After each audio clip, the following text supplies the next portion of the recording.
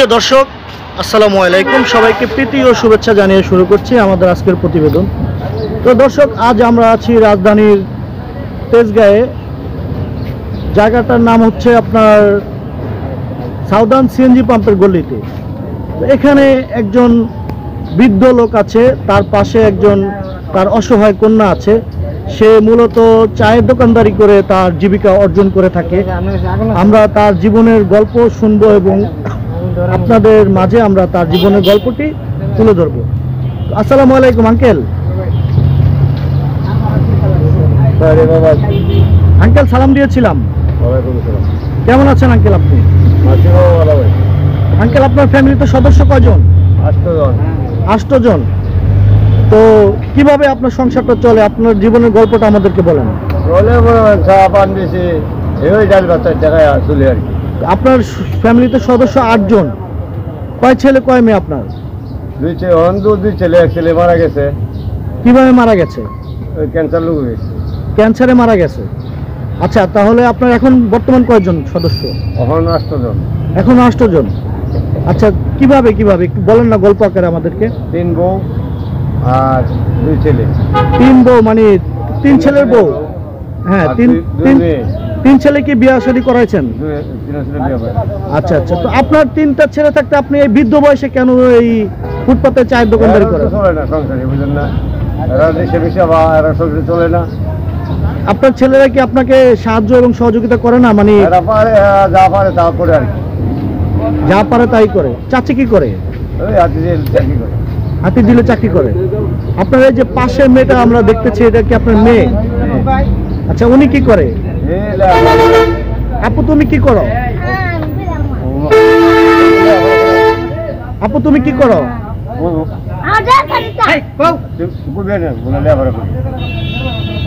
কি করো তুমি? কোন ক্লাসে পড়ো? ক্লাস 5-এ পড়ো। আচ্ছা, তোমার কি লেখাপড়া ঠিকঠাক মতো চলতেছে?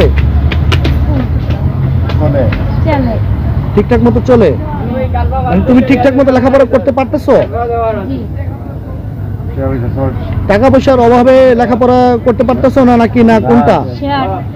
টাকা পয়সার অভাবে লেখাপড়া হচ্ছে না? আচ্ছা আচ্ছা। তোমার নাম কি? রূপালী। তোমরা কয় ভাই কয় বোন? 3 ভাই 3 বোন। তুমি ভাই বোনদের মধ্যে কয় নাম্বার? সবার ছোট। তোমার বড় যারা তারা কি করে? কোথায়? এখানে চাকরি করে। আচ্ছা আচ্ছা। তো সে বেতন পায় কিরকম? সে 8,000 টাকায় সে কি বিয়ে শাদী করেছে? তো সে কি তোমাদের সংসারে কোনো খরচ করে বা দেয়? অল্প কিছু দেয়। আচ্ছা আপু, তোমার এই যে আমি দেখতেছি তুমি তোমার বাবার পাশে আছো এবং কি তোমার বাবাকে সহযোগিতা করতেছো, সেটা কেন? গরিব বলে? আচ্ছা, তুমি কি ভিডিওর মাধ্যমে আমাদের এই প্রতিবেদনগুলো যারা দেখে তাদের কাছে কোনো সাহায্য এবং সহযোগিতা আর চাওয়ার আছে? কি ধরনের সাহায্য এবং সহযোগিতা চাওয়ার আছে?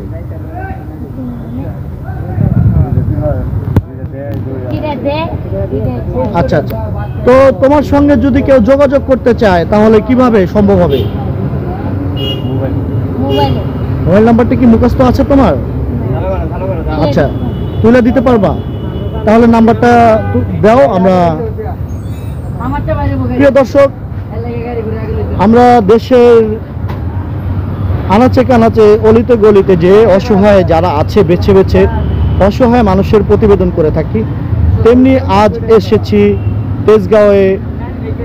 তো এখানে এসে একজন দুঃখী বোন পেয়েছি। সে দেখতে পাচ্ছেন সে এতটাই লাজুক, সে ঠিকমতো ক্যামেরার সামনে কথা বলতে পারছে না, অথচ তার বাবার পাশে বসে সে তার বাবাকে হেল্প করছে। তার বাবা একজন সামান্য চায়ের দোকানদার। ফুটপাতে সে চায়ের দোকানদারি করে তার জীবিকা অর্জন করে থাকে। তো আপু, তোমার নাম্বারটা বলো না। আচ্ছা আঙ্কেল, নাম্বারটা বলেন। নাম্বারটা বলেন। 016 ধর না তুই করবেন 216 বলেন বলেন 016 আপনি বলেন 016 পরে 016 পরে 5 25 16 161 025। তো প্রিয় দর্শক, আমরা আপু তোমার নামটা যেন কি? রূপালী। প্রিয় দর্শক, রূপালীর মোবাইল নাম্বারটি আমরা স্ক্রিনে ভিডিওতে দিয়ে দিয়েছি। তো আপনারা আমাদের এই প্রতিবেদনের মাধ্যমে বিভিন্ন সময়ে বিভিন্ন মানুষদেরকে সাহায্য এবং সহযোগিতা করে থাকেন। তো তেমনি আজ আমরা এসেছি এই অসহায় এই রূপার কাছে। দেখতে পাচ্ছেন প্রিয় দর্শক, রূপার বাবা একজন সামান্য চায়ের দোকানদার। সে ফুটপাতে চা বিক্রি করে তার জীবিকা অর্জন করে থাকে। তো এই রূপাকে যদি তার পড়াশোনার জন্য যদি কোনো সাহায্য এবং সহযোগিতা করেন তাহলে আমাদের সার্থকতা। তো রূপা আপু, তোমার কি আমাদের দর্শকের উদ্দেশ্যে কিছু বলার আছে?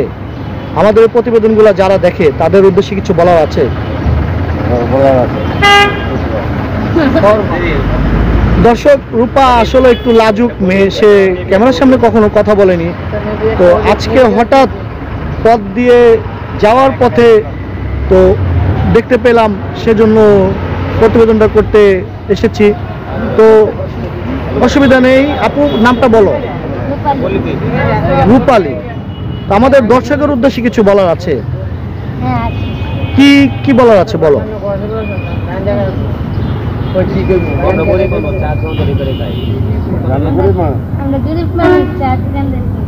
চায়ের দোকানদারি করে খাও, তোমার কি কোনো সাহায্য সহযোগিতার প্রয়োজন আছে?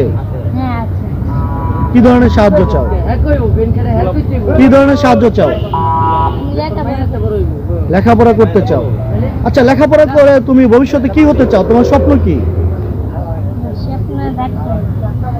লেখাপড়া করে ডাক্তার হতে চাও। সেটা কেন আপু? ডাক্তার হতে চাও কেন? গরিব মানুষের পাশে দাঁড়াবা। তো সেই অনুভূতিটা তোমার মনে কেন আসলো? দেখতেছো বস্তির মানুষের অসহায়। আর তাছাড়া তোমার ভাইয়া যে মারা গিয়েছে ক্যান্সারে, সে কি বিনা চিকিৎসায় মারা গিয়েছে? চিকিৎসা হয়েছে। আচ্ছা আচ্ছা। তো সেজন্য তোমার ভবিষ্যতে ডাক্তার হওয়ার স্বপ্ন। তুমি অসহায় গরিব মানুষের পাশে দাঁড়াতে চাও। তো প্রিয় দর্শক, রূপালী অসহায় গরিব মানুষের পাশে দাঁড়াতে চায়। তার স্বপ্ন সে ডাক্তার হবে। তো তার স্বপ্ন কতটুকু বাস্তবায়ন হবে জানি না।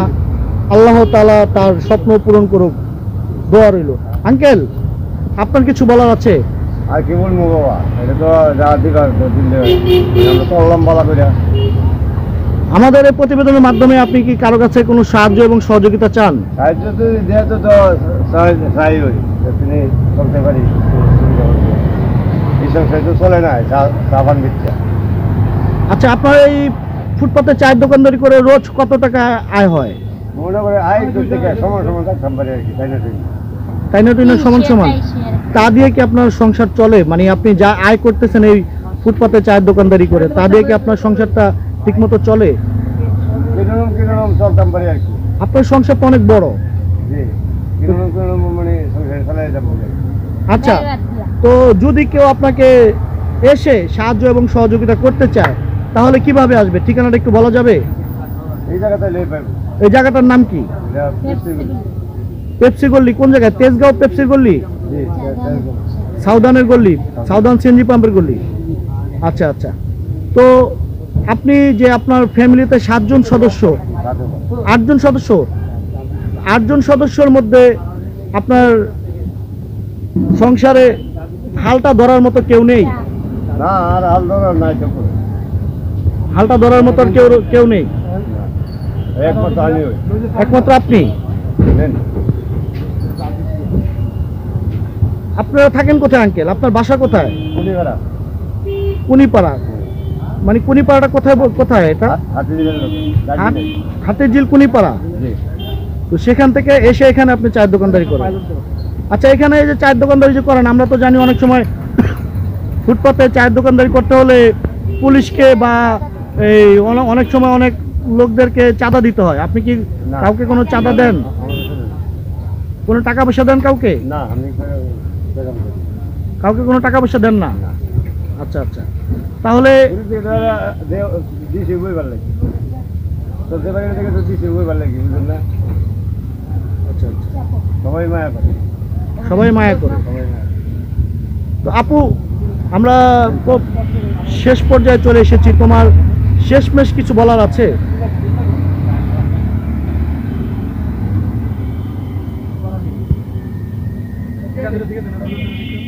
তোমাকে বলেছি আমরা প্রোগ্রামের শেষ পর্যায়ে, আমাদের এই প্রোগ্রামের মাধ্যমে কাউকে কিছু বলার আছে শেষমেশ? এবার কইছি আচ্ছা আচ্ছা, তো ঠিক আছে প্রিয় দর্শক, আপনারা এতক্ষণ যারা ধৈর্য সহকারে আমাদের প্রতিবেদনটি দেখলেন তাদের সবাইকে সাদর আমন্ত্রণ জানিয়ে এখানেই বিদায় চেয়ে নিচ্ছি। ধন্যবাদ সবাইকে, ভালো থাকবেন, সুস্থ থাকবেন, খোদা হাফেজ।